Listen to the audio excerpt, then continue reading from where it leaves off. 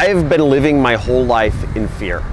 In fear that I would disappoint my parents, that I would not live up to the grades and the degrees that I got in college.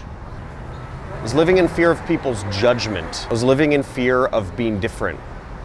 But once I started realizing that all the power is within myself, that anything I want in life, I don't need to worry about others judging my self-worth. The only person that can judge where I want to go in life and my own personal self-worth is myself. Not a boss, not my family, not the judgment of my friends and peers and coworkers. And once I overcame that fear, I realized that I was limitless and I was able to do anything I wanted to do. Everybody doubts themselves, everybody second guesses themselves, and I doubted myself and I second guessed myself just as much as any other person. But I'd say the difference is no matter what, I knew that I needed to be moving out of my current situation. I went to an event. At that event, I had an epiphany. I created a new vision of myself.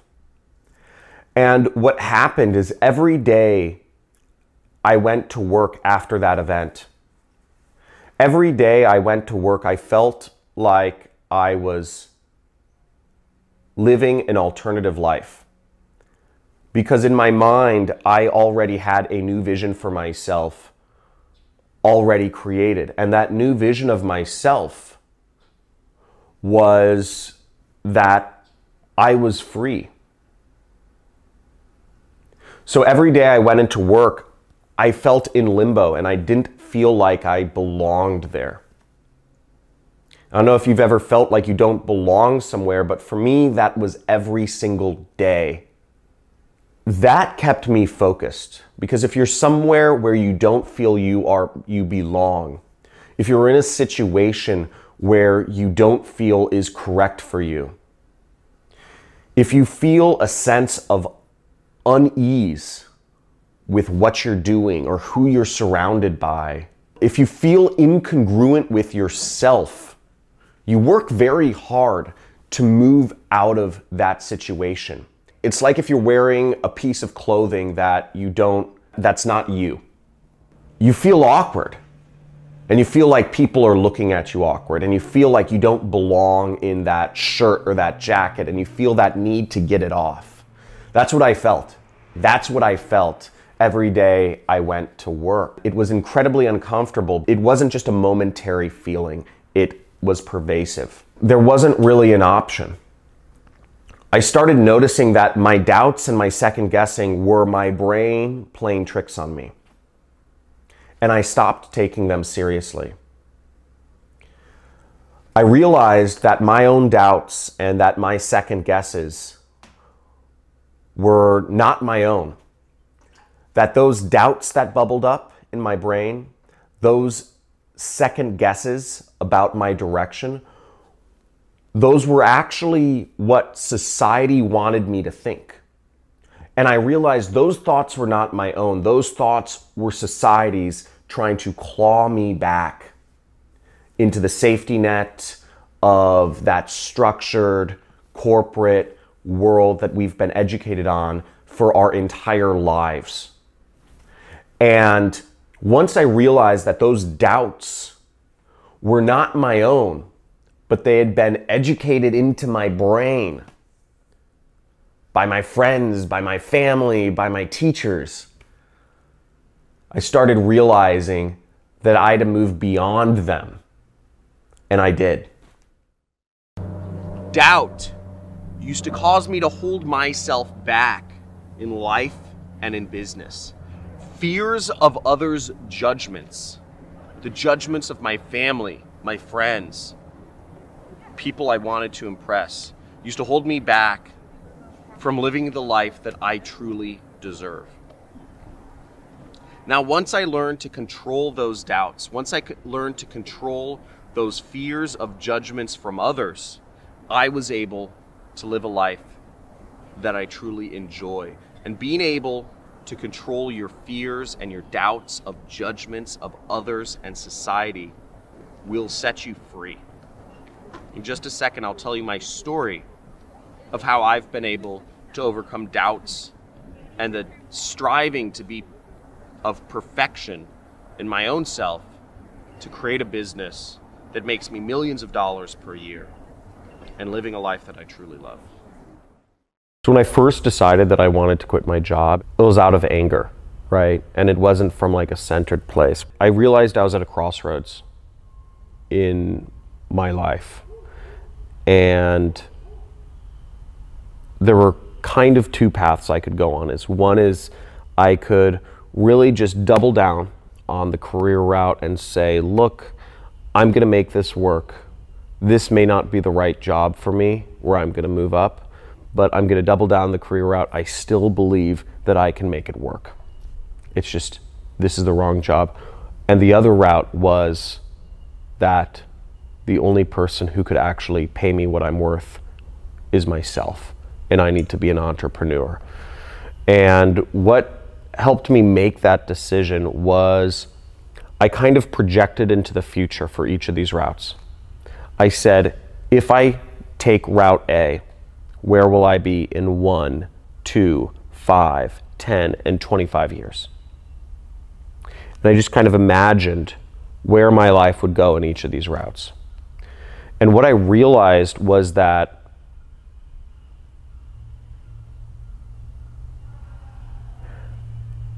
if I took route A and I allowed others to determine my own worth for the rest of my life, that I would never accomplish my dreams, I'd never accomplish my goals, I'd never be given the freedom to experience life in the way I wanted to experience, and I'd be constricted to living and working and even dating and marrying people who were convenient but not actually people I truly connected with on a heart or soul level. I cried thinking about this going down route A, which was working a job for the rest of my life, because I realized that it was so easy, that this was such a realistic scenario for me to actually do. It was not crazy to think that this could be my life and I could always be living on somebody else's terms. You know, but it's so easy to fall into that trap. It freaked the hell out of me. I feel very fortunate to this day that I am not on that path. Whereas I realized route B was scary. Being an entrepreneur and defining my own sense of self-worth, it was scary. But I realized I would live a life of regrets, of constriction, of being on somebody else's term, of being a comfortable slave if I allowed my sense of self-worth and my worth to be determined by somebody else. And at that moment, I made a decision that I can determine my own happiness. I can determine my own freedom. I can determine what I get from this life. Then the decision was my own. So when I had made the decision not to quit my job, it did not come from fear anymore, but it came from a sense of really knowing myself and knowing where I needed to be. Losing everything I owned was obviously a massive personal setback. In a weird way, it was actually quite liberating because it helped me realize what is truly the most important things in life to me. I didn't think the fire was actually going to come to my house. I didn't think it would actually happen to me. I woke up and the sky was a reddish color, but then it turned black. I noticed the reason the sky turned black was because a tree had just collapsed and sent up a mountain of soot that blacked out the sun. So at that point I realized I had to get out, and I had to get out immediately within the next 5 minutes. The winds were blowing 70 miles an hour. There were ashes flying everywhere. There were embers flying everywhere, and my neighbor's yard is on fire. Everything I'd accumulated throughout my entire life and my animals were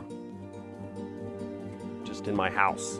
This was our dream piece of property that we had bought just a few months prior. In the span of 3 seconds, I had to decide what I could take with me and what I had to leave behind, and I couldn't take much with me. Within that 3 seconds, my mind started going to, what other special things do I need to keep with me? And my mind started going off into some directions. I said, oh, there's some special pictures, maybe my computer, maybe my Xbox, and then it just said, it's all junk. It's all junk, and I need to leave it all behind because I don't have time. But in that 3 seconds, I had to decide, what do I bring with me and what do I not? Really, it came down to my animals. What I realized was, at the end of the day, it's really about the people and the animals that you love and the connections that you have in this world, and everything else is just kind of temporary. But those connections to your friends or your family or your animals, those can't be sacrificed. Those are the most important things in the world. It's so funny how much time I have spent trying to accumulate that $8,000 couch, that multi-million-dollar home, that $2,000 HTC Vive virtual reality setup. It took my house burning down for me to realize that stuff is meaningless. And if you're still in the mindset of trying to accumulate things and money and fancy cars and houses, you're approaching life the wrong way. In a weird way, it was actually quite liberating because it helped me realize what is truly the most important things in life to me, which are family, friends, and the experiences we share together. That's all you really need at the end of the day, and I'm perfectly happy.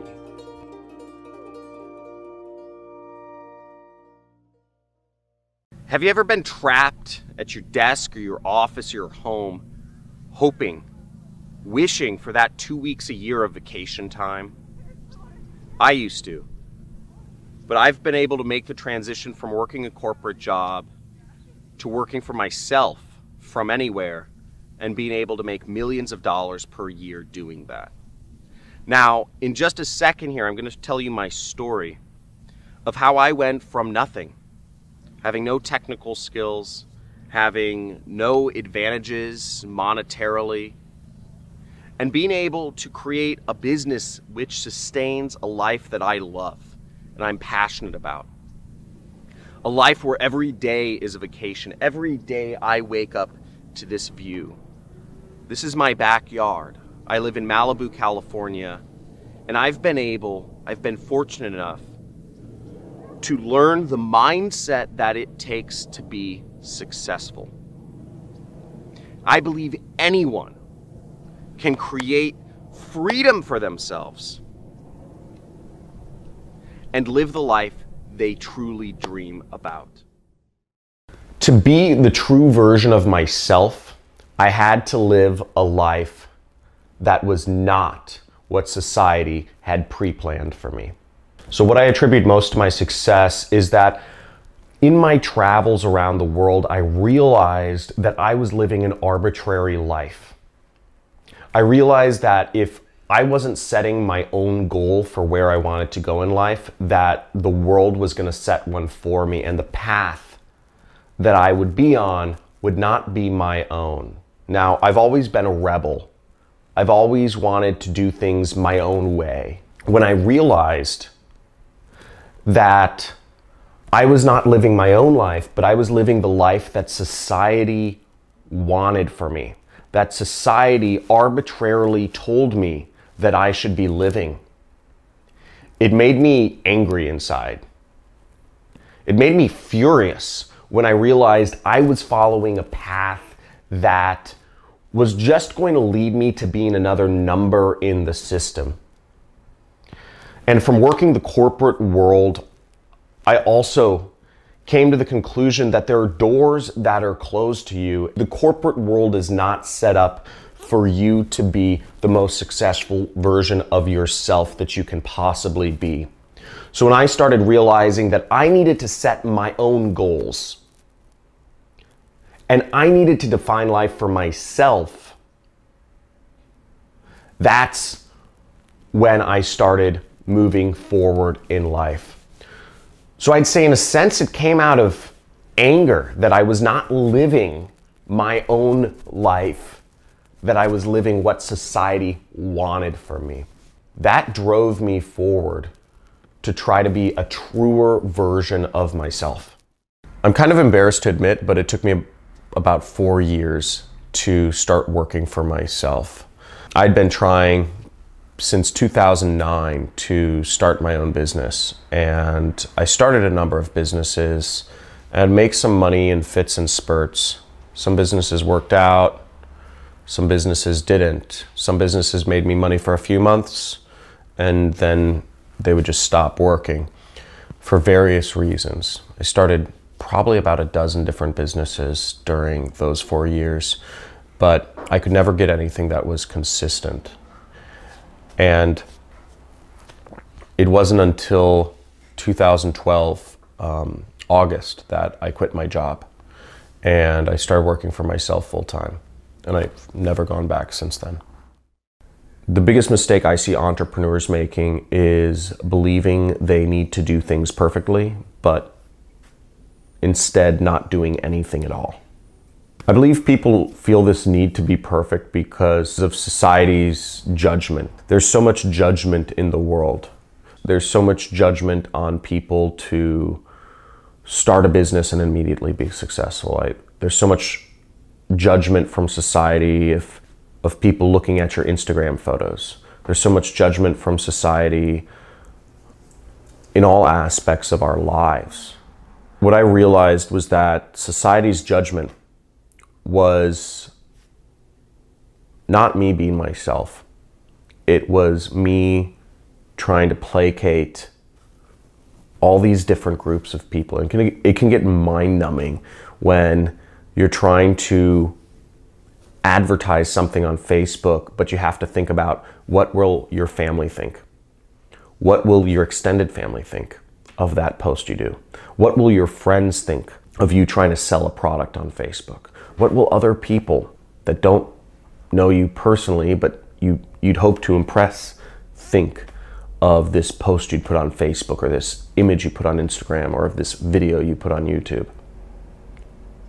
And juggling all these different groups whose judgment I was worried about, it just felt like a 1,000-pound rock in my chest. But what I realized was that those thoughts weren't my own. They'd been implanted in me. And those judgments were not even their own. Those judgments that you can't have a tattoo, you can't have a nose ring, you can't put out a video on YouTube selling a product, you can't put up a website selling, some random stuff. I realized that those fears, that fear of judgment was not my own thoughts. They were somebody else's thoughts. And that those thoughts of those other people were somebody else's thoughts before them. They'd been implanted in their brains. And that the only true way to live life is really just be yourself and not allow society's judgments to filter in and affect your brain. How did I stay motivated for 4 years to keep trying my own business? Well, when One of my favorite books is The Alchemist, and in The Alchemist they call it beginner's luck. And I'd say in the beginning there was a few businesses I started. One particular business where I made a little bit of money right away. And once I got that taste of being able to work for myself and that sort of inner pride of being able to make money and being in control of my own income rather than having to work a job for $8 an hour, it was just super addicting. It was really pleasurable. I remember distinctly I made $400. The first time I made $400 in a day, I was tutoring. I was selling a particular type of tutoring service at my college, and I made $400, and I was like, whoa, I only get paid $7 an hour working at the movie theater. And that was really invigorating. So I said, this is more than I make in 2 weeks from working at the movie theater. I need to figure out how to be more of an entrepreneur. It got me addicted. So that first little success really kept me going because it showed me what is possible.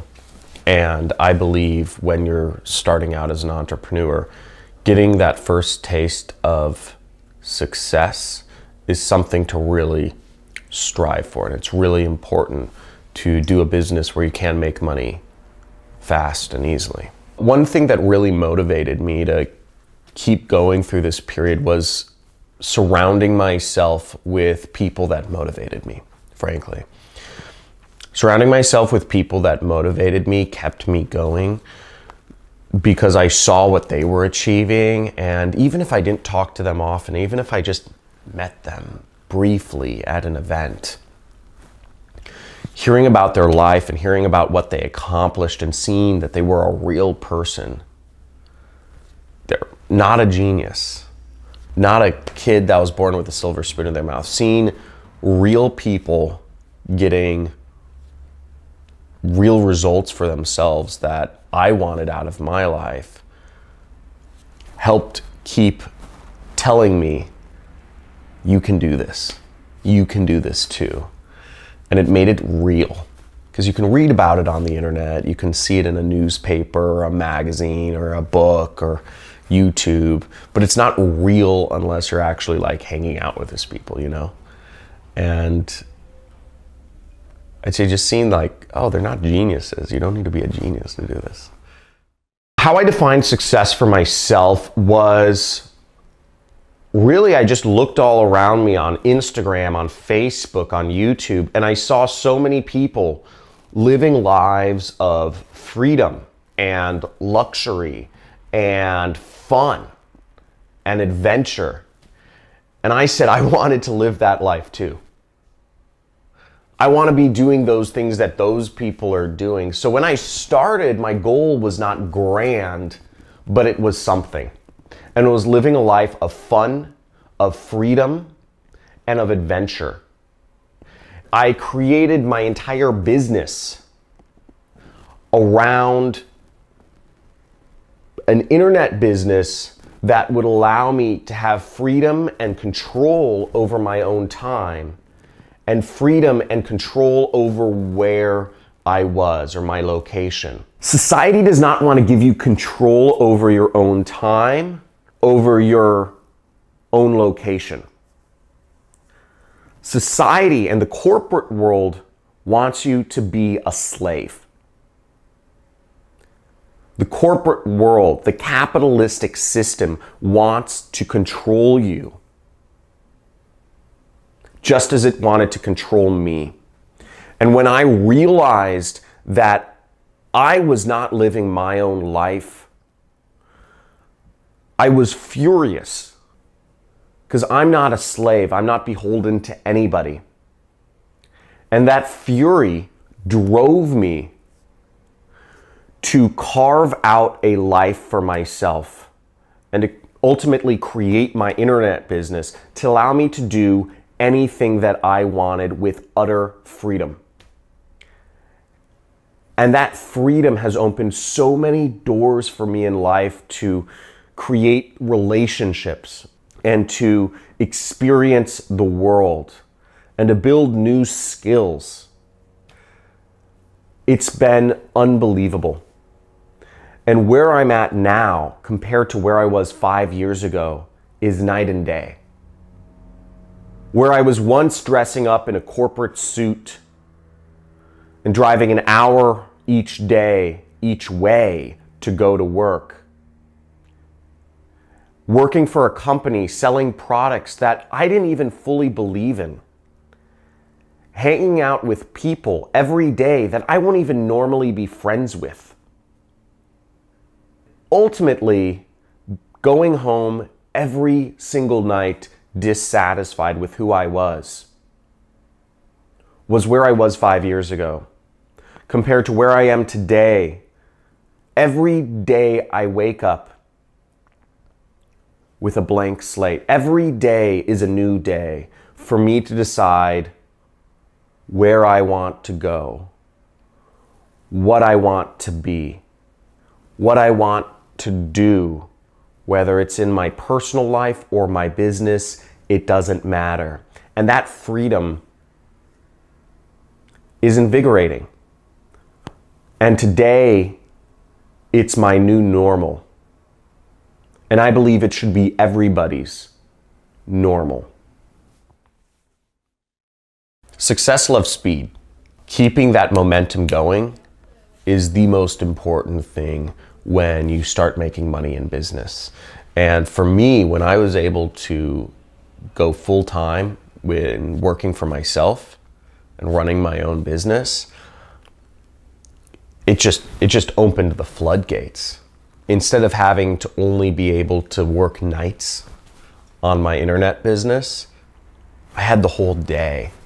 And for me at the time, I had very few friends. I didn't have a girlfriend. I didn't have a family. And I had very few things or responsibilities. So I guess in one sense I did have an advantage because I had all the time in the world, but I also had a lot of opportunities to spend my time in other ways. I could have been chasing girls. I could have been going to the clubs. I could have been going to bars and getting drunk. I could have been smoking weed. And I know a lot of entrepreneurs who once they start working for themselves, they'll get drunk during the day, they'll smoke weed in the morning, they'll travel around the world full time and not work on their business, or they'll be dating lots of girls, and they lose sight of actually creating momentum in their business. Creating momentum in your business is actually, I'd say, one of the most important things. Once you start earning money, keeping that momentum going as hard as you can is paramount. I kept that going. The first year in business, I did $300,000. My second year in business, I did close to $1 million. My third year in business, I did close to $3 million. So my momentum, every single year I almost tripled what I did the previous year. Every year since then, I've done nothing less than $1 million in my business. But I would have never gotten to that point if I'd allowed myself, when I was 25 years old, making $300,000, if I had allowed myself to start getting a big ego and saying, I'm gonna hang out at bars, I'm gonna go to clubs, I'm gonna forget about my responsibilities and travel full time, but not tend to my business. Because it was a very easy and very real opportunity for me to have and do. I could have just been dating girls and traveling the world and being a socialite. But I didn't. I kept momentum in my business. And if you're trying to take your life to the next level, momentum is the most important thing. Oh, that fucking asshole. That's what I was thinking. I was bulletproof. I practiced in the mirror like all this time. And my heart just dropped. It just went. In my mind, everything I had worked up to and came up to this point, I'd gotten good grades in high school. I'd taken the APs. I went to a great college. I had all the right majors, business, marketing. Everything I'd done, I'd gotten a good job. I switched out for a better job, and I did everything correct in my job, and I was moving up and I was doing everything. I was helping the company grow. I felt pretty confident going in because I felt like I had a bulletproof case for asking for a raise. So I went in, I had, a little sheet prepared of, just kind of some numbers and some charts and some of the actual data that I was going to reference. And I went in and I made my spiel, which was short. I thought I kept it good and open-ended. I didn't ask for a firm amount. I said, hey, I'd look like either a raise or some sort of incentive plan moving forward so that I can be on track to earn 6 figures. His answer was the one answer I actually hadn't prepared for, which wasn't really an objection, but what he said was, or what? He was just being an a-hole. What that question meant to me, because he was saying, you want a raise, or what are you gonna do? And what I felt like he was asking me to do is actually put my balls on the line and say, or I'm quitting. I don't think that was his intention. The way I interpreted his response, or what, I felt he was forcing me to say, is the job path for you? Or do you have to go a different route? I want to give my boss a month notice, so I gave myself 60 days to say, I'm out. Whether or not I had the income to support going out on my own. I knew I had to do it, and I knew I just had to really just resolve it in that moment and just move forward, because otherwise I'd create too many obstacles to keep myself comfortable. Being an entrepreneur and defining my own sense of self-worth, it was scary. But I realized I would live a life of regrets, of constriction, of being on somebody else's term, of being a comfortable slave if I allowed my sense of self-worth and my worth to be determined by somebody else. And at that moment, I made a decision that I can determine my own happiness. I can determine my own freedom. I can determine what I get from this life. But once I had that goal in mind, you see, I was able to problem solve my way to get there. You don't need to let anybody else determine what you're worth or where you're going in life, that you have full control of that. And it doesn't need to be a boss, a teacher, or even a relationship you're in. You determine where you're going in life. You alone have all of the power in the world to figure this stuff out for yourself. You're in a prison of your own mind. What you fear is not real, and it's really bitching over on this other side. You can truly make it happen.